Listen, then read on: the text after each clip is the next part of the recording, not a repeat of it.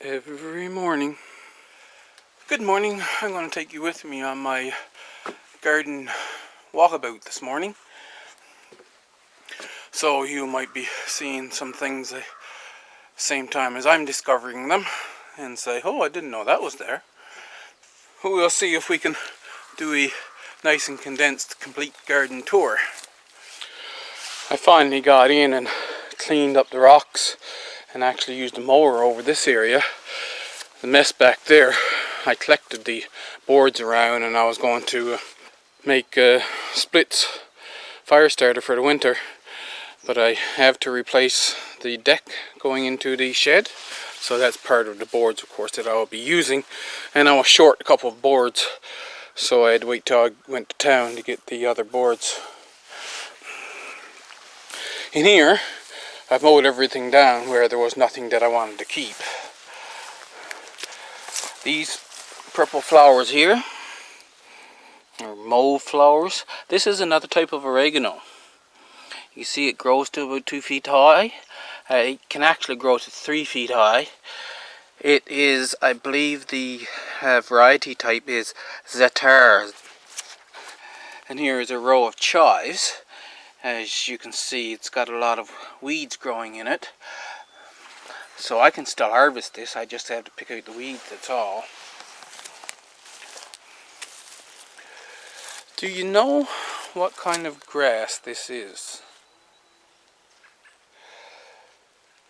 Because there is a lot of it. I went in and checked. How big is a head of wheat? And a head of wheat is, some of it as 20. You can get as high as 40 pieces of wheat off of one head.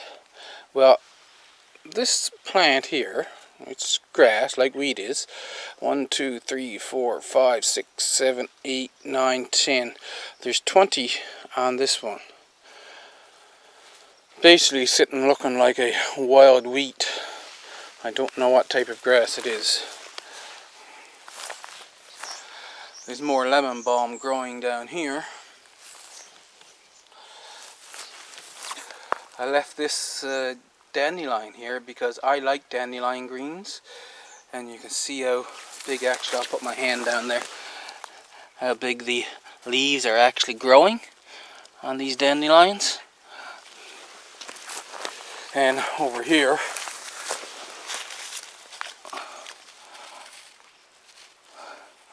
really healthy dandelions.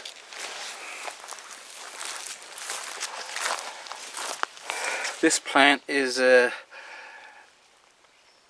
I'll have to put the name up on the screen because I don't really know how to pronounce it. One surprise, this is regular mint.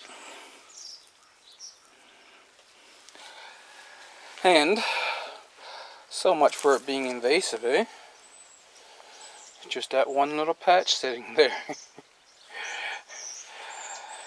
However, let's see, what's this over here? See, I told you might be finding things that...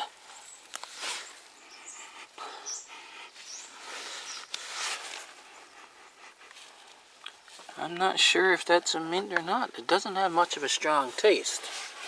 It's a strong smell, I mean. And it's a little more rounded leaves. That's another one. A relative of mint. And over here, this is the same one that I just showed you underneath the boards.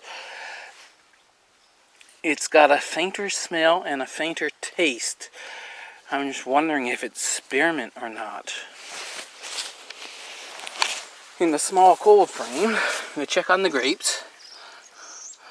You got little grapes here. They don't grow very big, but it's just a few grapes, and this is a very young grapevine, as I have mentioned before. Those cabbage plants are quite crowded in, so they are actually doing quite well. This baby pan pumpkin, it has put out a few male flowers, but no female flower yet.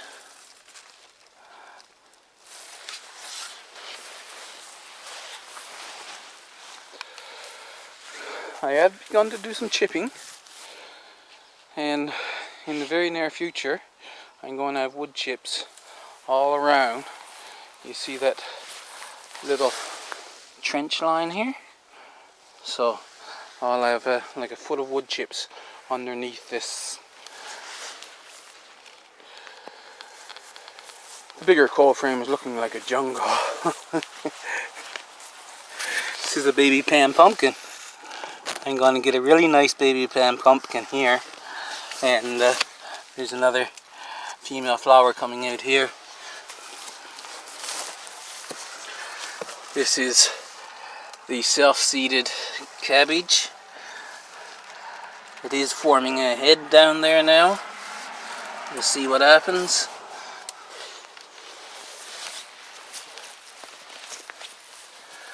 Well, the cucumber vine is growing really nicely here. I got a really healthy female flower right there. The cucumbers themselves don't seem to be growing very fast. I'm just going to find one for you now. That's the one that I hand pollinated, I think.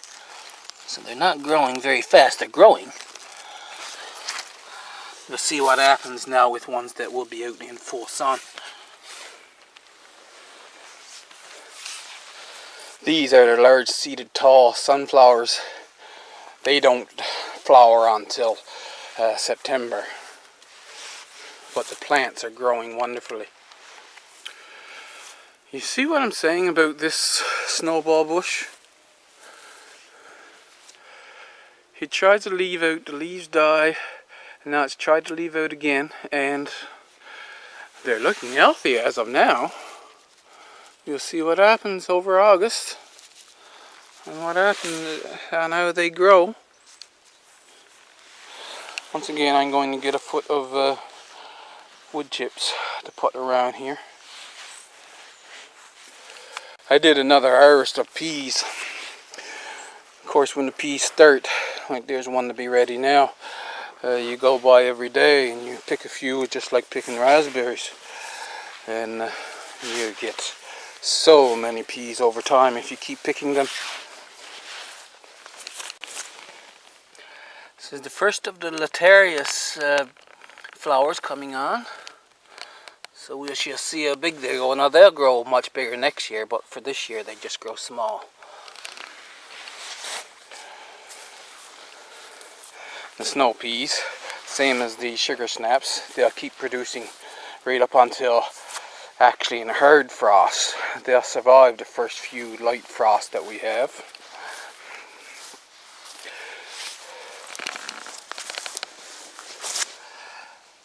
The small, you see this nasturtium, little tiny leaves, growing small, and I'm blaming genetics on that, because if we go over to the other side of the rose bush, now we have much larger leaves. We've got a couple flowers out now. So this is beautiful and ready to go. Here beside it, this was an onion set that I put here last year, and it didn't come to anything. This year, it grew up, it didn't flower. I expected it to go to flower this year, but it didn't. And the bulb enlarged. Now it's bent over, so I'm going to harvest this one.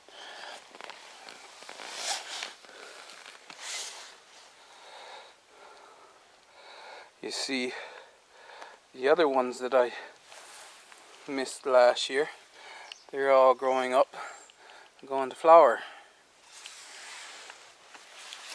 One of the weeds that I'm glad I let go, wood sorrel, and I tasted it. They got a lemony, citrusy taste, very delicious, and I will let it grow throughout and just clear it back where I want to put in transplants. Because this will mostly be transplants and the peas anyway. On the outside where the snow peas are, flowers coming along. This is false sunflower. See, the buds are starting for the aster early charm.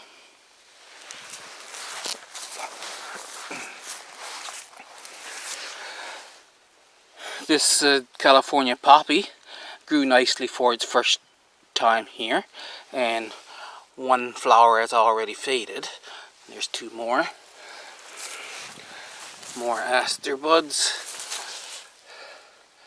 California poppy, but I don't think they survived winter, so I gotta go with the seed from the other one. Now this false sunflower is really doing very well. Looks a lot like a sunflower, but it is not quite. Here is another California poppy that is doing well.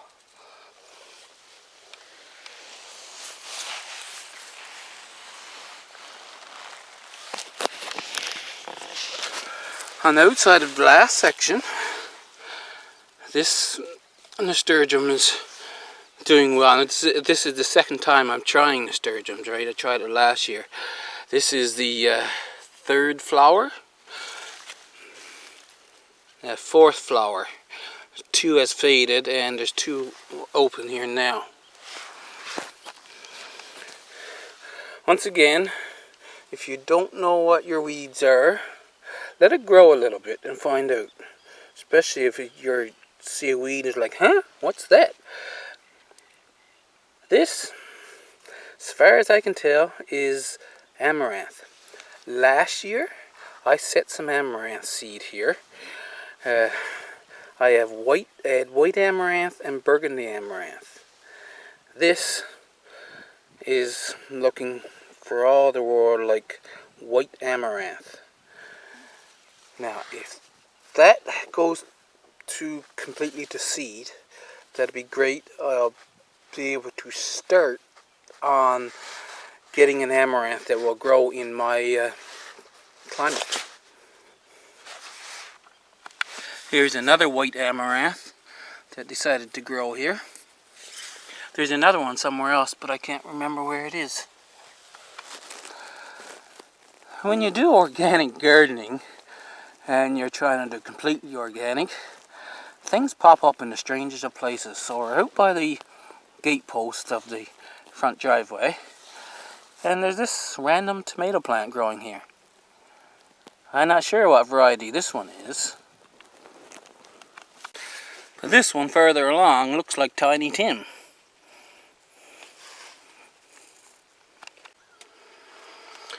And speaking of growing in the weirdest places, looking like mountain spinach, I have this plant coming here.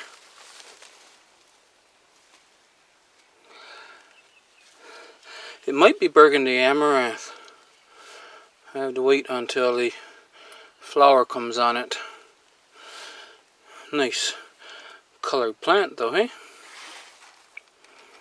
And that's in the pot with the silver fir tree tomato. Here's another bud starting on the terrace. I want to give you a look at these now that they're out in full bloom.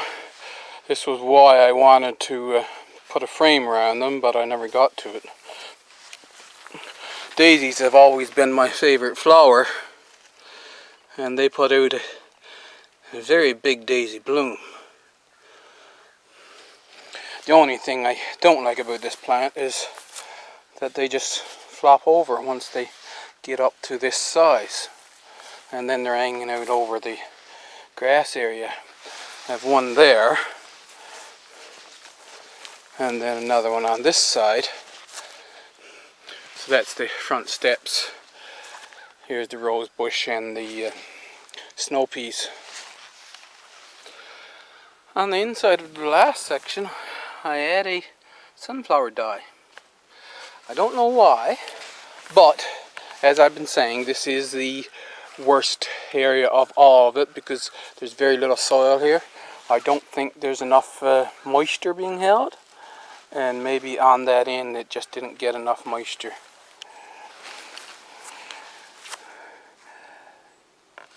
But the rest of the sunflowers are growing nicely. What else do I have here? Going to have chamomile growing here next year.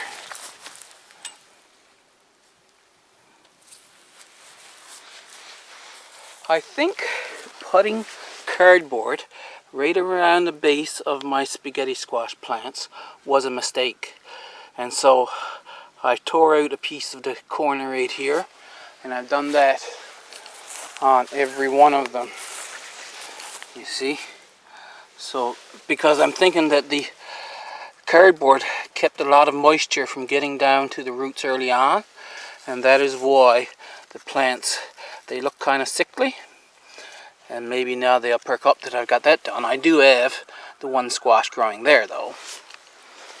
And here's the second spaghetti squash growing. I think that one looks like he took, so he'll probably grow as well. With the rain, slugs have come out, and anything that's still soft, so these three didn't take, looks like this one here took, and so that's another one to grow. Let's take a bit of cardboard and put it underneath there.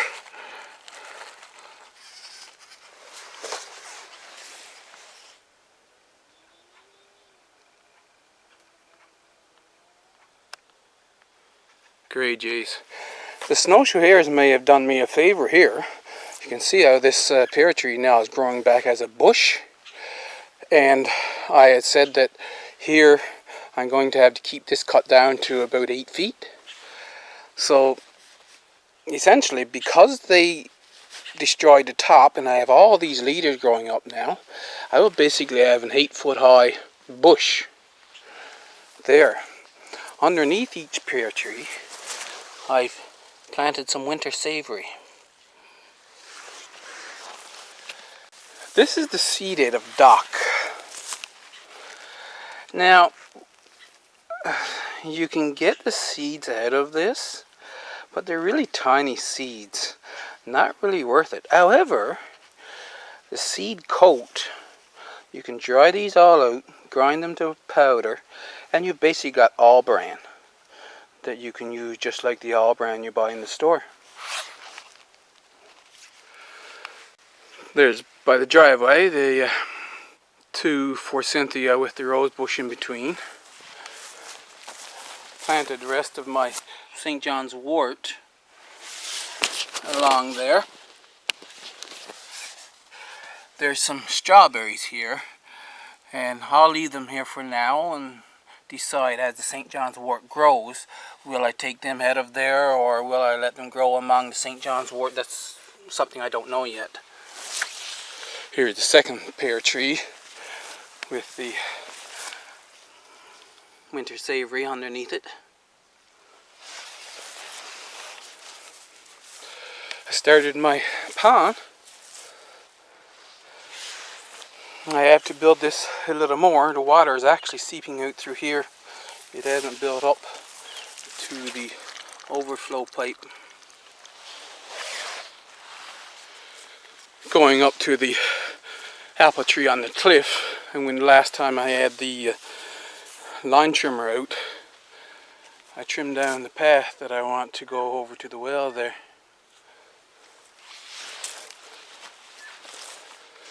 And this is the vegetable marrow squash. I come out, and because we've got such a small window for the squash to set, I try to hand pollinate every one. This is the first one that I got to take. That same time the second one that was there didn't take, but that's a male flower. It's putting out female flowers and male flowers together at quite a lot. There's one that's growing down there. I seen one over there somewhere. Yeah, there's one over there growing. There's another one growing here. Now this was the wheat plant, remember? But it took took off afterwards and it's growing well now. So they're doing wonderfully. Vegetable marrow is what they're called. The apples on this tree are coming along nicely, and now that they're getting bigger, I can look throughout the tree and see quite a few apples.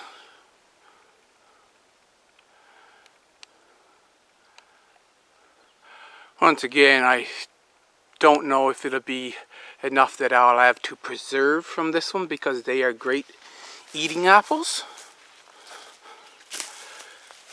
See, these are going to be big by the time they actually get full grown.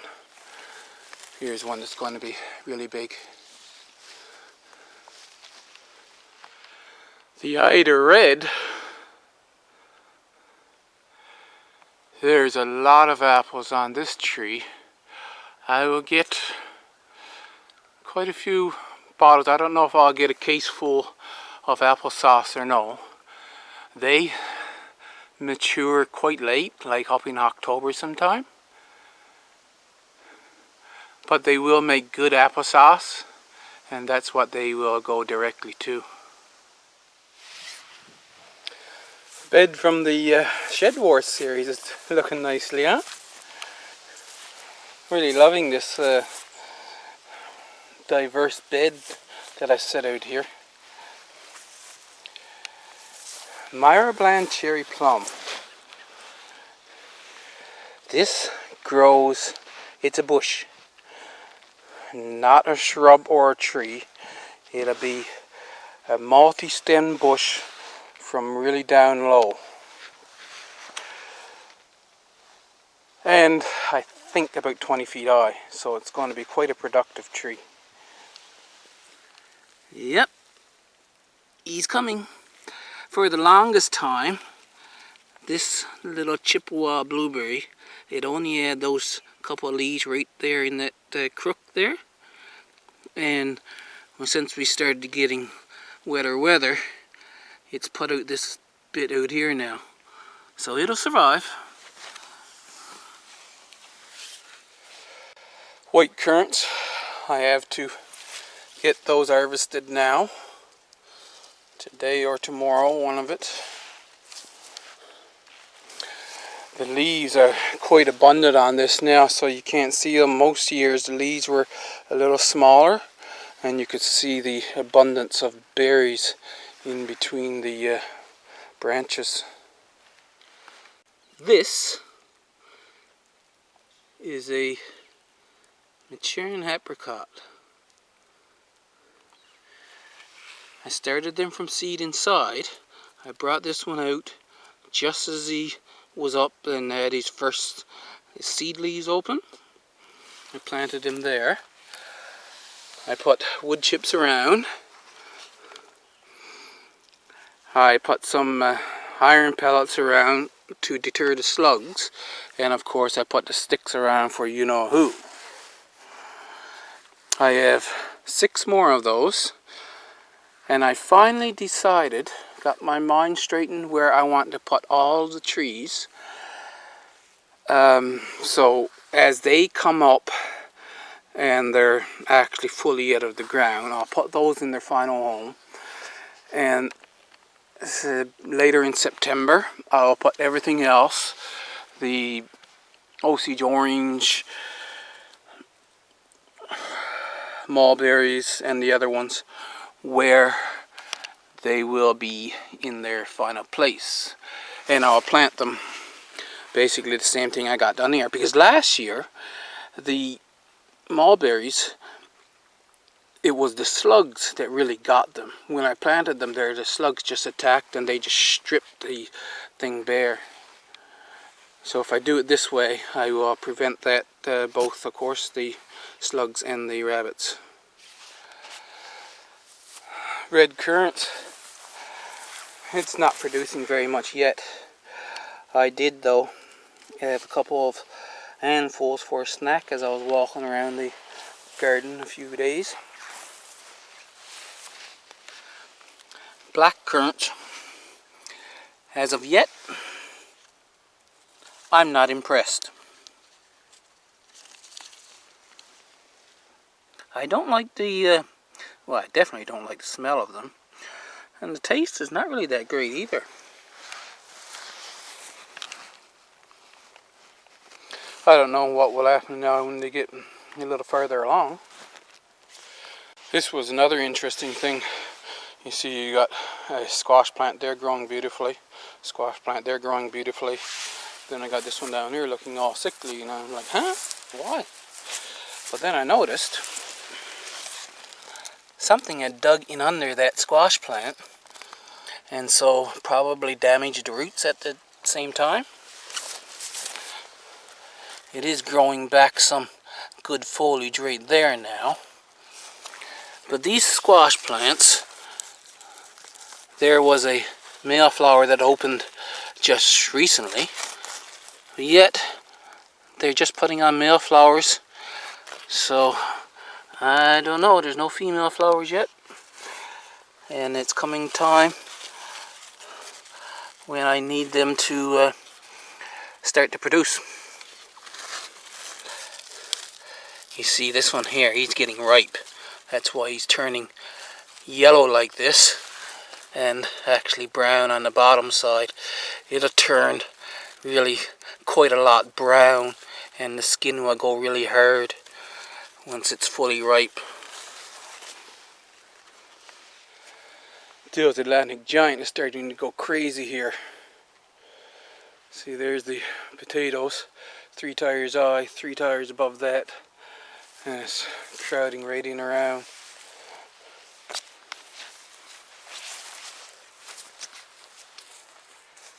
And there's the first female flower on that side.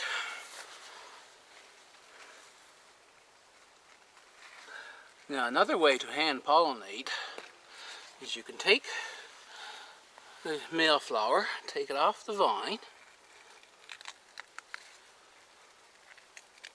remove the petals, like so, and then stick it down in there and just wipe around like this.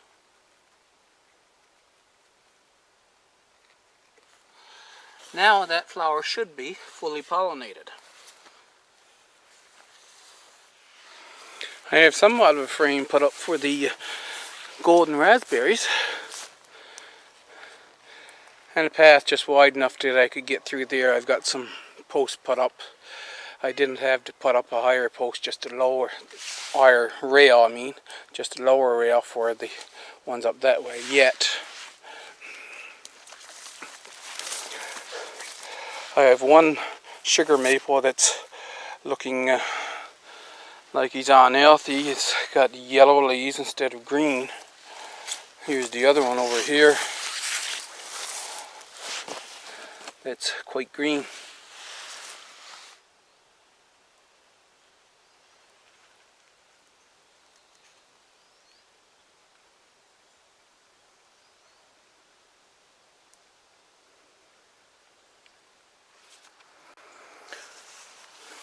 There's cherries to be harvested.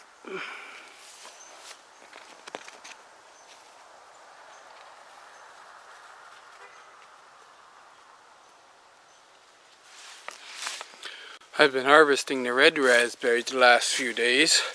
I have 1.5 liters put in the freezer so far. And I have so much raspberry bushes now. You can see how they come on in abundance, eh?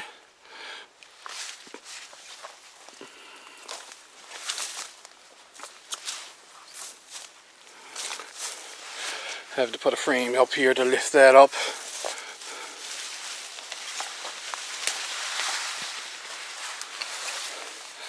But now in the back, so you see I have this bunch here.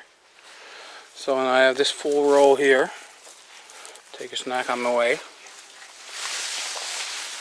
And I have this full row here. So I've got a lot of raspberry bushes.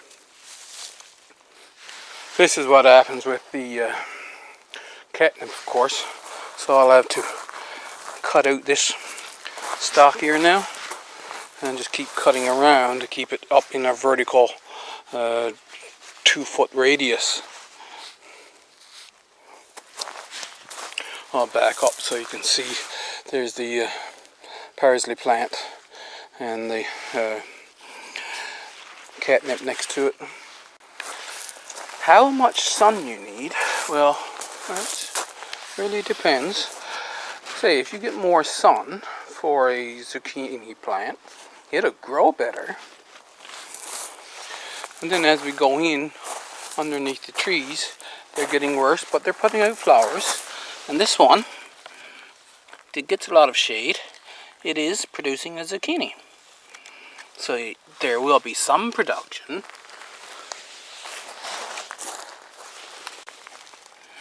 I have a zucchini. I'm going to pick this one today.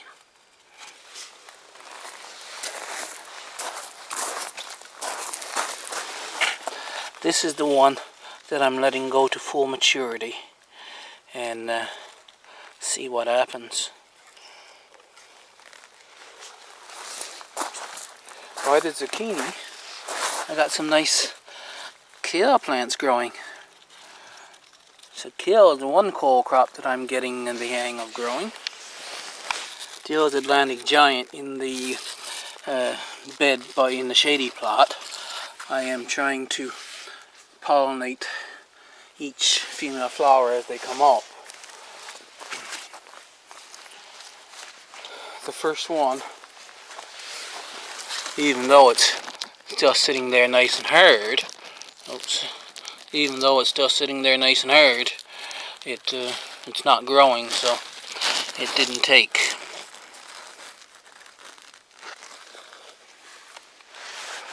The butternut squash is not putting on any flowers yet. I don't know what's up with that. It is actually an interesting looking bed with all the lemon balm growing around, and then those big leaves of the butternut squash growing up, and then the taller plants back there with the purple flowers on of the potatoes. I have zucchini to harvest. This is a random nice zucchini.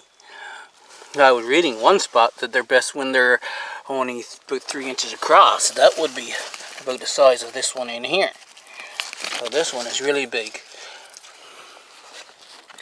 And they get much bigger.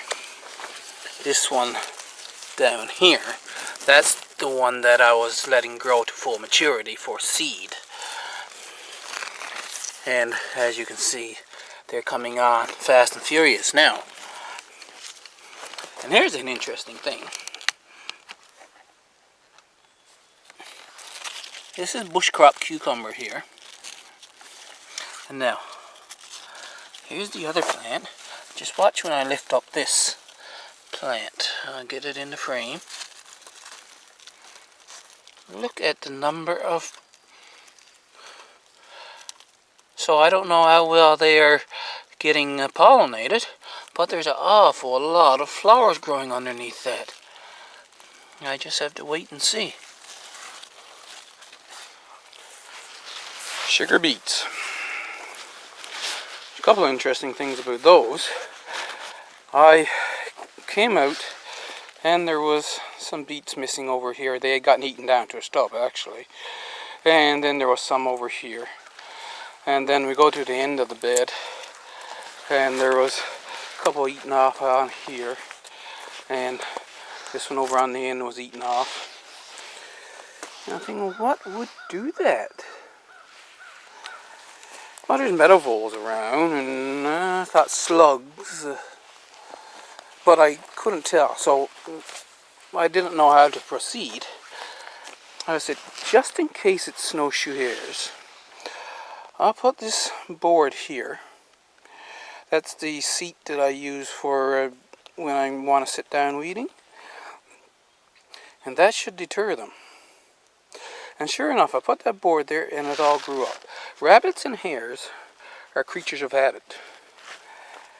And apparently one of them got into the habit of just coming in and making it circle around. That's why you see you can set out snares on rabbit leads, because, like I said, they're creatures of habit. Beets don't take the transplant very well.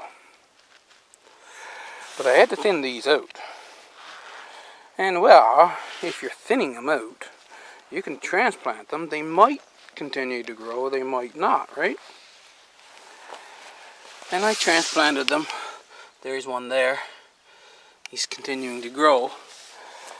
The most interesting part was over here. One growing away. See, they didn't die. And they're growing now. I don't know how big they'll grow. I came out a few days after I transplanted them. And this one here, you're seeing that every leaf that was there when I transplanted it was sitting down on the ground. It was dead, dried up, nothing. I said, nothing's going to come of that. But it grew back, even though all the original leaves were dead and gone.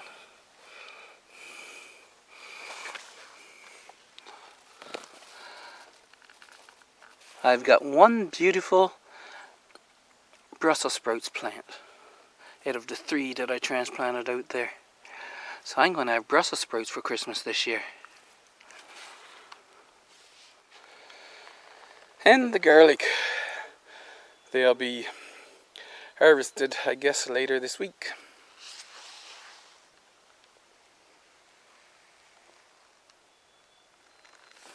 Onions are coming along beautifully. A weed that I missed. You see how big they are now? And they're still standing nice and strong, so they're going to grow quite a bit more yet. And pretty much all of them are like that. There's the red springs over there, they're bulbing up, and so on. So I am very, very happy with how my onions are growing this year. This is a volunteer beet that I'm just letting it grow. Now, in my opinion, like I was saying in one of the other videos, it depends on what size that you want your beets. This is way too big for my liking. But it's just a volunteer beet sitting out by itself. And I'm letting it grow to see how big it will actually grow. And I think last but not least of all the interesting things, these are the black turtle beans. Slugs are getting to them as well. But in the past week, not last week but the week before, we had an inch of rain. And this week we had about 1.25 inches of rain this past week. And they've all perked up nicely. So I'm thinking that if I had, say, a drip irrigation put on this bed, and I could actually give them a lot of water, then they might grow well. They are starting to flower now. But just my going by watering the bed for 2 minutes every second day, they were not liking the heat at all. So we've done our walkabout. I think I showed you all the interesting things. I hope you enjoyed that. Hit that thumbs up for me, and I'll see you in the next video.